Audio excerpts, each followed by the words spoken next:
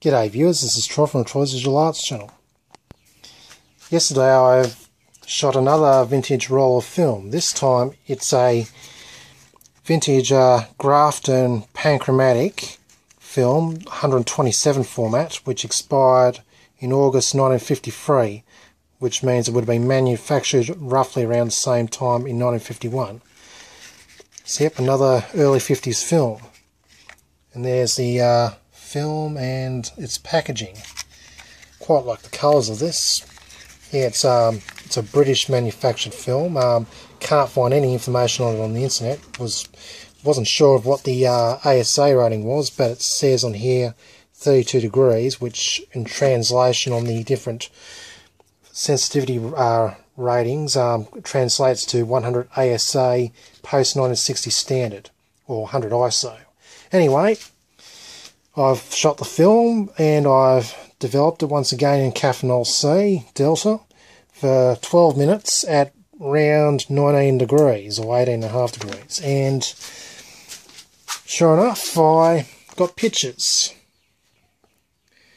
It worked quite well, it did, although I think the contrast might be just a little bit down, but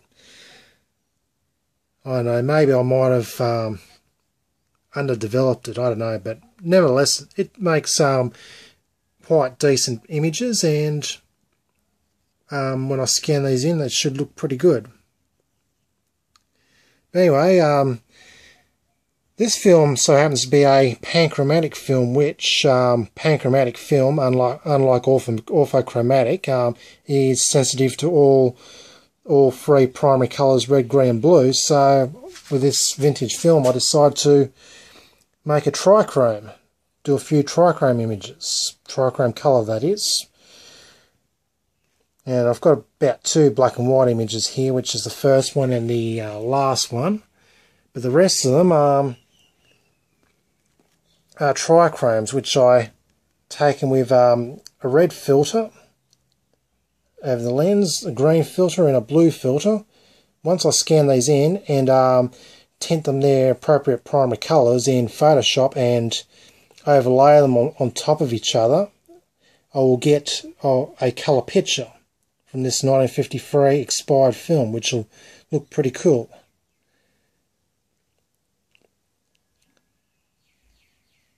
So yeah, I'm very happy that it turned out. I chose reasonably wisely with the exposure time and exposure level. The black and white ones I did half a second at f11 aperture, and the coloured trichromes I did at 1 second exposure at I think either f8 or f6, f6.3. I'm pretty sure it was f8. Anyway, yeah, I decided to expose it a lot more so I can get distinct pictures instead of foggy pictures. I believe they're going to look quite good when I reconstruct the colour images. Anyway, this film, of course, its main aging effects with it, you can see a few. Yep, those are actually the markings on the backing paper, which of course infused onto the film, or somehow the light rays, the cosmic radiation sort of took part in it. I don't know. But anyway, yeah, it's usually a symptom with vintage film that the markings from the backing paper will infuse into the emulsion. Probably the best way to describe it. Also, the texture of this film is rough as guts, as you can see. So that's another symptom with old film. But it's going to look pretty cool when you look at it from an artistic lomography perspective. Also, as usual with developing my roll films, I'm getting the dreaded bubbles at the ends. It's because I can't For a while I thought it was just the age of the film, but now I realise it's because of the fact that I can't invert my Hanamax tank because the liquids just come out. So I can't fully seal the tank, so best thing I can do is swish it clockwise and anti-clockwise. And this one I decided to sort of tap the tank on the table to hopefully dislodge the air bubbles, which unfortunately didn't happen. I think it's also partly because the film curls a bit, so hence it gives the air bubbles, makes the air bubbles get trapped in the spiral a bit more than that of a new film that doesn't curl the way it does with these, like the old film does. So that could be another factor too, why air bubbles get trapped at the top. Anyway, I'm really happy that this turned out, and I look forward to seeing how it's going to look in colour. So yeah, colour from 1950s film. Wow, cool. Anyway, I'm going to go into a bit of detail on how I shot this film. Because I don't have a 127 type camera that has a range of apertures and exposure shutter speeds, I decided to adapt it to my trusty Dell camera, my French Dell camera, which I've got a variable range of shutter speeds and aperture settings. So yeah, what I did with this camera was using a couple of rubber pieces and blue tack. I pretty much just put these over the ends of the reel to make it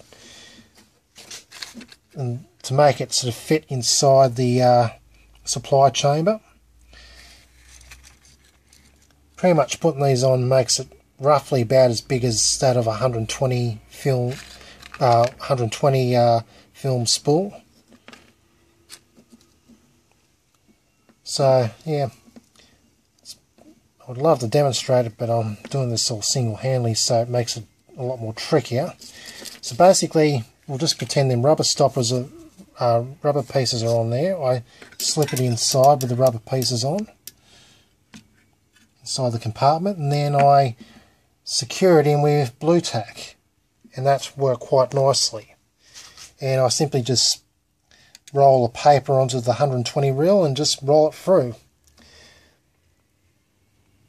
It's just a simple bit of ingenuity, works wonders. And I've done the same. I mean, I've used the other type of film I've used in this camera is 620 film, which don't even need to do that. Just stick the reel in the supply and just roll on 120. Works quite nicely. Oh yes, now because the numbers aren't going to be shown in the window there, what I did was I simply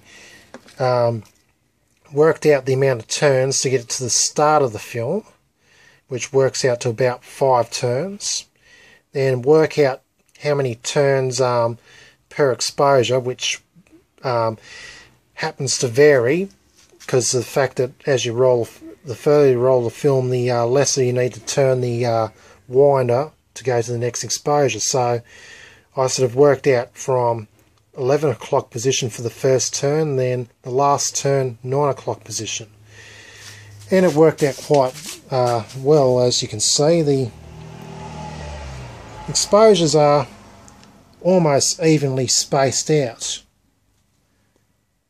Now I could have got one more exposure in, but at that point the film was jamming because of the fact that towards the end it was kind of stuck. So I thought, bugger it, just settle for 11 exposures, which is pretty good. 11 out of 12 exposures is pretty good. So yep, I got 11 exposures on that film.